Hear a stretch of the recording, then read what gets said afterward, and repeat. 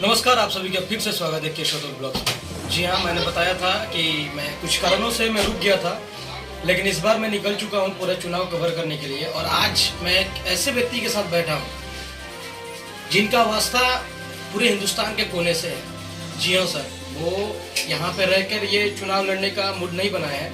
ये पूरे हिंदुस्तान देख चुके हैं, पूरी दुनिया देख चुके हैं, कई इंसानों से मिले हैं और इनको पता है कि इंसान या इंसानियत क्या चीज़ होती है। तो आइए, हमारे पंचायत राज खजूरी के प्रत्याशी उम्मीदवार जो इस बार मुखिया के उम्मीदवार में उठे हैं, जिनका नाम अवधेश ठाकुर पड़ेगा, तो सबसे अवध किशोर ठाकुर पड़ेगा। सबसे पहले सर नमस्कार, मेरी पूरी टीम की ओर से आपको बहुत बहुत बड़ा शुभकामनाएं।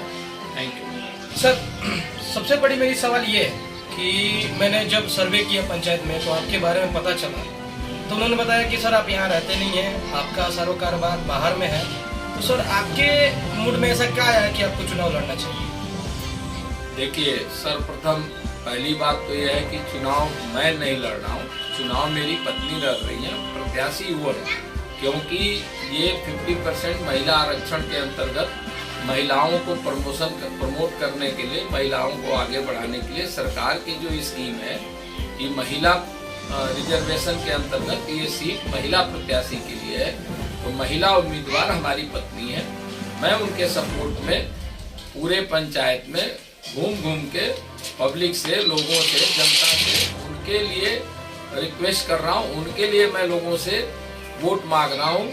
वो इसलिए कि हम लोग समाज सेवा में, हम लोग बाहर रहते हुए भी समाज सेवा में पूरे पंचायत में, पूरे क्षेत्र में, पूरे जिला में, पूरे हिंदुस्तान में जहाँ भी हम रहते हैं, समाज सेवा हमारा प्रथम मूल मंत्र है। उस समाज सेवा के अंतर्गत हम लोग समाज सेवा के लिए निकले हैं। और गांव तो हमारा ही गांव है, यहीं हम पैदा हुए हैं, यहीं पढ़े हैं, यहीं बढ़े हैं। उससे हमारा लगाव है, उस गांव से हमारा इतना लगाव है कि हम नहीं भी चाहते हुए हम इस गांव से इतना जुड़े हुए हैं कि यहाँ हमने मंदिरों का निर्माण कराया, गरीब लोगों की सेवा की। हर समय कोशिश में लगा रहता हूँ कि यहाँ रोड की सुविधा हो जाए, स्वास्थ्य की सुविधाएं हो, हर तरीकों की सुविधाओं के लिए मैं हर समय प्रयासरत रहता हूँ। इस गांव के लिए, इस पंचायत के लिए, इस क्षेत्र के लिए। तो मेरी एक कोशिश रहती है कि मैं जब भी, जहाँ भी मुझे समय मिलता है, मैं आकर यहाँ पर अपने ग्रामवासियों के लिए काम करता हूँ। बहुत बहुत धन्यवाद सर। लेकिन मैंने जब सर्वे किया इस पंचायत का, तो ये भी पता चला कि आपका बढ़िया कारोबार चलता है बाहर में।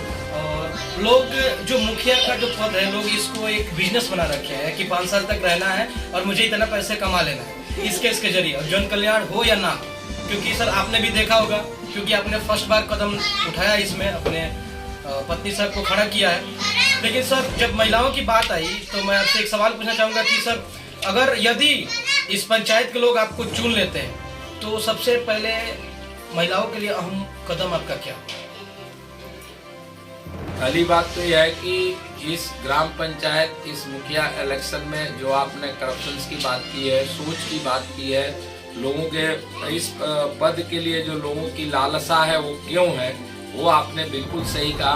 हर प्रत्याशी आज की डेट में इस मुख्य पद को पाने की लालसा में, जो इलेक्शन में ये भाग दौड़ मची हुई है, जो आपस में कंपटीशन है, वो मुझे नहीं लगता कि लोगों में एक त्याग की भावना है, लोगों में एक बहुत कुछ कर गुजरने की भावना है। हर आदमी कहीं न कहीं, किसी न किसी माध्यम से इस व्यवस्था को संपूर्ण रूप से जमीन पे उतारने की बजाय कहीं न कहीं, किसी न किसी माध्यम से वो अलग रास्ते पे चल पड़ता है, जिसको हम करप्शन कहते हैं, जिसको हम बोल सकते हैं कि वो समाज सेवा नहीं है, वो इस इलेक्शन का जो उद्देश्य था वो सेवा नहीं है, बल्कि वो किसी और माध्यम से धन अर्जित करने का एक माध्यम लोगों ने बना रखा है। ये तो बात सही, आपने सही बोला सर।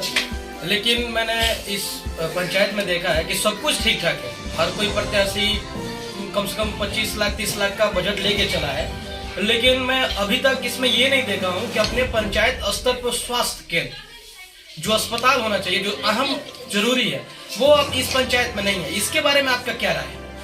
नहीं, ये मैं जब से मैं इस इलेक्शन में गांव-गांव में जा रहा हूँ, जहाँ भी जा रहा हूँ, ये दुर्व्यवस्था तो है। ये दुर्व्यवस्था केवल हमारे पंचायत में नहीं है, ये पूरे बिहार में है। बिहार की स्वास्थ्य व्यवस्था चरमराई हुई है। तो स्पेशली गाँवों में आज भी, मैं अपने पिछले भाषणों में भी बोल चुका हूँ कि आज भी गाँवों में जो पुरानी व्यवस्था चल रही है, बिना डिग्री के जो डॉक्टर दवाएं बांट रहे हैं, आज भी बांट रहे हैं।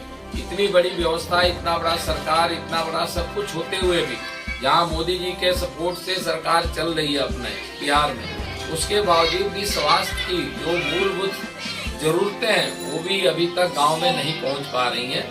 हमारे अपने डिस्ट्रिक्ट में ही, अपने गोपालगंज डिस्ट्रिक्ट में ही अपना डिस्ट्रिक्ट सेंटर जो अपना स्वास्थ्य सेंटर है जिले का, वहाँ भी अभी ये व्यवस्था पूर्ण रूप से सुचारू रूप से संचालित नहीं हो पा रही है। तो ठीक है सर, लेकिन मान लीजिए कि इस चीज को व्यवस्थापक को बनाए रखने के लिए मतलब कैसे प्लानिंग करेंगे कि ये जो स्वास्थ्य है अपने पंचायत में ये ज्यादा बेहतर है? अब स्वास्थ्य में मुखिया का उत्तरदायित्व है कि जो भी फंड आता है, सरकार जो भी फंड प्रोवाइड करती है, जो भी स्कीम आता है, उसका सुचारू रूप से वो लोग क्रियान्वित करें ग्राउंड पे और उसको अच्छे तरीके से मॉनिटर करें। मॉनिटर करके कोशिश करें कि मुखिया लेवल पे कितना स्वास्थ्य सुविधाओं का जो सरकार से स्कीम आती है उसका प्रॉपर रूप से यहाँ पे क्रियान्वित किया जा सके। चलिए, बहुत बहुत धन्यवाद सर। लेकिन क्वेश्चंस ये भी है और मैंने रिसर्च के जरिए पता किया है कि लोगों का कहना है कि मोदी चुनाव लड़ सकता है लेकिन अंबानी चुनाव नहीं लड़ सकता है। यही चीज आपके साथ है सर? आपके पंचायत के लोगों का कहना है कि आपके पास रुपए भी बहुत है, मेहनत भी काफी किया है, जो मेहनत करता है उसके पास सब कुछ होता है, लेकिन सर जो अंबानी और मोदी का तुलना की गई है इसमें आपका क्या राय है कि अंबानी चुनाव नहीं लड़ सकता है, सिर्फ मोदी ही लड़ सकता है? नहीं, ये ऐसी बात नहीं है कि बिजनेसमैन पूरे हिंदुस्तान में चुनाव नहीं लड़ते हैं। चुनाव बहुत ज़्यादा बिजनेसमैन ऐसे हैं जो अपने बिजनेस में फोकस करते हैं, उसमें अंबानी है। ऐसा नहीं कि अंबानी चुनाव नहीं लड़ सकता है, बट कुछ बिजनेसमैन ऐसे हैं इस देश में जिन्होंने चुनाव भी लड़ा है, जीते भी हैं। रही मेरी बात, मैं आज से इस ग्राउंड में नहीं हूँ, मैंने MLA का चुनाव भी लड़ा है और बहुत अच्छे तरीके से लड़ा है। बहुत बड़े बड़े बाहुबलियों के अगेंस्ट में लड़ा था और पिछले 20-25 सालों से मैं इस ग्राउंड में हूँ, इस पंचायत में या क्षेत्र में या डिस्ट्रिक्ट में। मैं समाज सेवा के माध्यम से लोगों के कोने कोने में मैं दिल में हूँ। सारे लोग मुझे जानते हैं इस क्षेत्र में, इस डिस्ट्रिक्ट में, और वही मेरी सबसे बड़ी उपलब्धि है कि लोग मुझे जानते हैं, मेरे नाम से पहचानते हैं। और पिछले 10 साल भी हमारे परिवार में मुखिया रहे थे और उन्हें भी मुखिया बनाने में हमारा संपूर्ण सहयोग रहा है, बट वो खड़े नहीं उतरे। इसलिए हमने अपनी पत्नी को खड़ा किया है कि हम इसको एक बार, हमारी अगर पत्नी इस चुनाव में सक्सेस होती है तो उनके माध्यम से हम कोशिश करेंगे कि जितनी जन सेवाएं हो सके की जाए। Very very thank you sir. और लास्ट मेरा क्वेश्चन ये है कि सर, अगर यदि ये पंचायत के लोग आपको मुखिया प्रत्याशी के लिए चुन लेते हैं देन आफ्टर डेट आपका कोई एक्शन प्लान होगा ना कार्य करने के लिए कि किस तरीके से कार्य किया जाएगा कि जो गलतियां पहले के मुखिया किए हैं वो हमसे ना हो और बेहतरीन बनाए, ताकि मुझे अगले चांस में फिर से लोगों के दिल में बने रहे, लोग मुझे फिर से चांस दे। तो इसके लिए आपके कोई एक्शन प्लान होगा? सर्वप्रथम तो मैं इस व्यवस्था में, इस सिस्टम में जो करप्शन है, जो चोरियां हो रही हैं, जिस उद्देश्य से लोग चुनाव लड़ रहे हैं उसको दूर करूंगा। मेरी सर्वप्रथम प्राथमिकता रहेगी जो भी फंड आए उसका 100% यूटिलाइजेशन ग्राउंड पर, न कि किसी के पॉकेट में वो पैसे जाए, इधर उधर मिसलीड करके उस सिस्टम को तोड़ मरोड़ के पैसे कमाने की व्यवस्था को सर्वप्रथम मैं खत्म करूंगा। उसके बाद मैं स्वास्थ्य सुविधा पर सबसे ज्यादा ध्यान दूंगा। गरीबों की जो समस्याएं हैं, राशन कार्ड की या उनके वृद्धा पेंशन की, वो सारी समस्याएं दूर की जाएंगी। जो घरों से रिलेटेड इंदिरा आवास की समस्याएं, उसमें भी पैसे मान लीजिए आते हैं 50% मिलते हैं, 70% मिलते हैं, वो सारी व्यवस्थाओं को मैं कोशिश करूंगा कि इस तरीके की त्रुटियां न हो इस सिस्टम में। ठीक है सर। अभी फिलहाल में 1-2 दिन पहले का केसेस है कि आप ही के गांव में कुछ मुद्दे को लेकर झगड़ हो गई थी सर, जैसे कि छठ घाट का लेके, लेकिन ऐसा क्यों हुआ था सर? आपको कुछ पता है उसके बारे में? नहीं, वो आपसी बात था, उसमें छठ का मुद्दा कोई नहीं था। छठ का मुद्दा आपसी मुद्दा था जिसको हम लोगों ने सुलझा लिया था। जो झगड़ा हुआ था वो आपसी बात आपसी बातों को लेके दो लोगों में हुआ था। जो पारिवारिक रूप में उसको सल्टा भी लिया गया, उसमें कोई बहुत विशेष बड़ी बात नहीं थी। सर, सुनने में तो ये भी आ रहा है कि एक ही घर से 2 परिवार मुखिया प्रत्याशी मिल रहे हैं। हाँ, ये हमारे ही परिवार से हमारी पूर्व मुखिया जो 10 साल मुखिया रही है वो लड़ रही है, बट चूंकि पब्लिक में उन्होंने उस हिसाब से परफॉर्मेंस नहीं किया, उस हिसाब से काम नहीं किया, तो पब्लिक उनको मोटा मोटी नकार चुकी है। फिर भी बहुत समझाने के बाद भी वो मतलब अपने मृग तृष्णा में जो व्यवस्था में त्रुटियां हैं जिनको लेके लोग चुनाव लड़ रहे हैं, शायद वो उसी से ग्रसित होकर फिर चुनाव लड़ने की कोशिश में है। बाकी वो कोशिश उनकी कितनी कामयाब होगी ये तो जनता उनको बताएगी। सर, तो आपने जब मैदान में आई गए हैं और पूरे कमठ के साथ आए हैं, पूरे विश्वास के साथ आए हैं, तो हमारे दर्शकों से ये बता दें, अपने पंचायत के लोगों से, कि आपका चुनाव चिन्ह क्या है? मेरा चुनाव चिन्ह फूल छाप है। फूल मतलब पुलिया, फूल छाप मेरा चुनाव चिन्ह है। जिस चुनाव चिन्ह के ऊपर हमारी पत्नी लड़ रही है, श्रीमती पूनम देवी।